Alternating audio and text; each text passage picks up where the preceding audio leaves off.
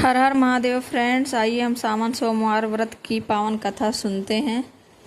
मान्यता है कि सावन सोमवार व्रत कथा करने से, पाठ करने से, कथा सुनने से मनचाही मुरादें पूरी होती हैं। भगवान शिव की विशेष कृपा होती है जो ये कथा सुनता है, जो सावन सोमवार का व्रत रखता है। तो चलिए इसी के साथ सावन सोमवार व्रत की पावन कथा शुरू करते हैं। एक समय की बात है, एक साहूकार था जो भगवान शिव का अनन्य भक्त था। उसके पास धन धान्य की कोई कमी नहीं थी, लेकिन उसका कोई संतान नहीं था। इसी कामना को लेकर वह रोज शिव जी के मंदिर जाकर दीपक जलाता था। उसके इस भक्तिभाव को देखकर एक दिन माता पार्वती ने शिव जी से कहा, प्रभु, यह साहूकार आपका अनन्य भक्त है, इसे संतान का कष्ट क्यों है? आपको इसकी मदद करनी चाहिए। शिव जी ने उत्तर दिया, पार्वती, इस साहूकार के भाग्य में पुत्र का योग्य नहीं है। यदि इसे पुत्र का वरदान मिल भी गया तो वह केवल 12 वर्ष की आयु तक जीवित रहेगा। माता पार्वती के बार बार आग्रह करने पर शिव जी ने साहूकार को पुत्र का वरदान दिया, लेकिन यह भी कहा कि वह केवल 12 वर्ष तक जीवित रहेगा।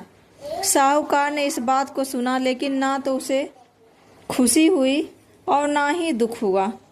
वह पहले की तरह भगवान शिव की पूजा करता रहा। कुछ समय बाद साहूकार की पत्नी गर्भवती हुई और उसे एक सुंदर बालक की प्राप्ति हुई। परिवार में खुशियां मनाई गईं, लेकिन साहूकार ने बालक की 12 वर्ष की आयु का जिक्र किसी से नहीं किया।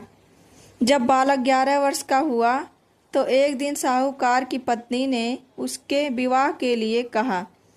साहूकार ने उत्तर दिया कि वह अभी बालक को पढ़ने के लिए काशी भेजेगा। उसने बालक के मामा को बुलाया और कहा, इसे काशी पढ़ने के लिए ले जाओ और रास्ते में यज्ञ करते और ब्राह्मणों को भोजन कराते हुए आगे बढ़ना। दोनों मामा भांजे इसी तरह यज्ञ कराते और ब्राह्मणों को दान दक्षिणा देते काशी की ओर चल पड़े। रात में एक नगर पड़ा जहां नगर के राजा की कन्या का विवाह था, लेकिन जिस राजकुमार से उसका विवाह होने वाला था वह एक आंख से काना था, एक आंख से अंधा था। राजकुमार के पिता ने अपने पुत्र के काना होने की बात को छुपाने के लिए एक चाल सोची। साहूकार के पुत्र को देखकर उसके मन में एक विचार आया। उसने सोचा, क्यों न इस लड़के को दूल्हा बनाकर राजकुमारी से विवाह करा दूं। विवाह के बाद इसको धन देकर विदा करा दूंगा और राजकुमारी को अपने नगर ले जाऊंगा। लड़के को दूल्हे के वस्त्र पहनाकर राजकुमारी से विवाह कर दिया गया, लेकिन साहूकार का पुत्र ईमानदार था। उसे यह बात न्याय संगत नहीं लगी। उसने अवसर पाकर राजकुमारी की चुन्नी के पल्ले पर लिखा कि तुम्हारा विवाह तो मेरे साथ हुआ है, लेकिन जिस राजकुमार के संग तुम्हें भेजा जाएगा वह एक आंख से अंधा है। मैं तो काशी पढ़ने जा रहा हूँ। जब राजकुमारी ने चुन्नी पर लिखी बात पढ़ी तो उसने अपने माता पिता को यह बात बताई। राजा ने अपनी पुत्री को विदा नहीं किया, जिससे बारात वापस चली गई। दूसरी ओर साहूकार का लड़का और उसका मामा काशी पहुँचे और वहां जाकर उन्होंने यज्ञ किया। जिस दिन लड़के की आयु 12 साल की हुई, उसी दिन यज्ञ रखा गया। लड़के ने अपने मामा से कहा कि मेरी तबीयत कुछ ठीक नहीं है। मामा ने कहा, तुम अंदर जाकर सो जाओ। शिव जी के वरदान अनुसार कुछ ही देर में उस बालक के प्राण निकल गए। मृत भांजे को देख उसके मामा ने विलाप शुरू किया। संयोगवश उसी समय शिव जी और माता पार्वती उधर से जा रहे थे। पार्वती ने भगवान से कहा, स्वामी, मुझे इसके रोने के स्वर सहन नहीं हो रहे हैं। आप इस व्यक्ति के कष्ट को अवश्य दूर करें। जब शिव जी मृत बालक के समीप गए तो वह बोले कि यह उसी साहूकार का पुत्र है जिसे मैंने 12 वर्ष की आयु का वरदान दिया।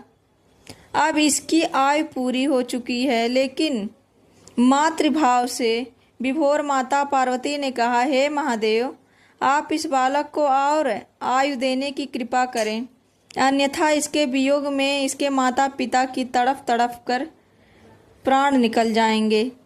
माता पार्वती के आग्रह पर भगवान शिव ने उस लड़के को जीवित होने का वरदान दिया। शिव जी की कृपा से वह लड़का जीवित हो गया। शिक्षा समाप्त करके लड़का मामा के साथ अपने नगर की ओर चल दिया। दोनों चलते हुए उसी नगर में पहुंचे जहां उसका विवाह हुआ था। उस नगर में भी उन्होंने यज्ञ का आयोजन किया।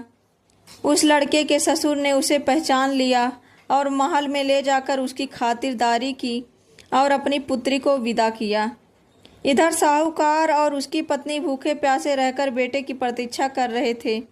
उन्होंने प्रण कर रखा था कि यदि उन्हें अपने बेटे की मृत्यु का समाचार मिला तो वह भी प्राण त्याग देंगे।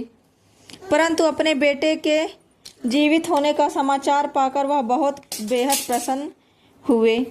उसी रात भगवान शिव ने व्यापारी के स्वप्न में आकर कहा, हे श्रेष्ठी, मैंने तेरे सोमवार के व्रत करने और लंबे व्रत कथा सुनने से प्रसन्न होकर तेरे पुत्र को लंबी आयु प्रदान की है। इसी प्रकार जो कोई सोमवार का व्रत करता है या कथा सुनता है और पाठ करता है या मेरे किसी भी व्रत को करता है, उसको वह सभी दुखों से दूर रहता है। सोमवार व्रत करने से, कथा सुनने से, पाठ करने से सभी मनोकामनाएं पूर्ण होती हैं। इस पावन कथा को सावन के श्रवण करने से समस्त कष्ट दूर होते हैं और भक्तों की मनोकामनाएं पूर्ण होती हैं।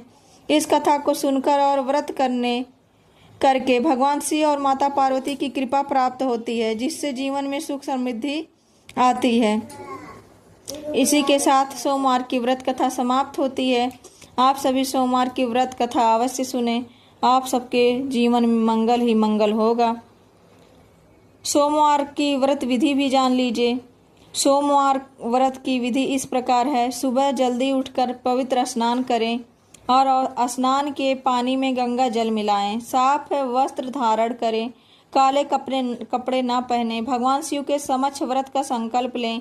वेदी पर शिव प्रतिमा स्थापित करें। पंचामृत से अभिषेक करें और सफ़ेद चंदन का तिलक लगाएं। बेलपत्र, भांग, धतूरा और सफ़ेद फूल अर्पित करें। खीर का भोग लगाएं। सोमवार व्रत कथा का पाठ करें या सुने। शिव जी की ध्यान करें और मंत्र जाप करें। महादेव जी की आरती करें। तामसिक चीज़ों से दूर रहें। पूजा में हल्दी, रोली और तुलसी पत्र न रखें। अगले दिन प्रसाद से व्रत खोलें। सोमवार के व्रत कितने रखने चाहिए? अगर आप सोमवार का व्रत रखने की सोच रहे हैं तो उसे 16 सोमवार तक रखने के बाद विधि विधान से उद्यापन करना चाहिए। लेकिन आप अपनी कामना, संकल्प और शारीरिक क्षमता के अनुसार इसे आगे भी जारी रख सकते हैं। भगवान शिव के सोमवार व्रत को 5 साल तक भी रखने का विधान है। सोमवार का व्रत क्या खाकर खोलना चाहिए? कुछ लोग अपने व्रत रात के समय ही खोलते हैं। इस व्रत में लौकी और कद्दू की सब्जी भी खाई जा सकती है। फलों में केला, अनार, सेब और आम का सेवन भी उत्तम माना जाता है, जो शरीर को पोषण प्रदान करता है और कमजोरी को भी दूर करता है। व्रत को कितने बजे खोलना चाहिए? कुछ लोग पूरे दिन व्रत रखकर शाम को पूजा करने के बाद भोजन करते हैं। कुछ लोग व्रत खोलने के लिए सबसे अच्छा समय सूर्यास्त के बाद ही होता है। इसी के साथ पूजा समाप्त होती है। भगवान शिव की आरती के साथ आप अपना पूजा संपन्न कर सकते हैं। बोलिए हर हर महादेव। प्रभु जय भोलेनाथ। माँ पार्वती की जय।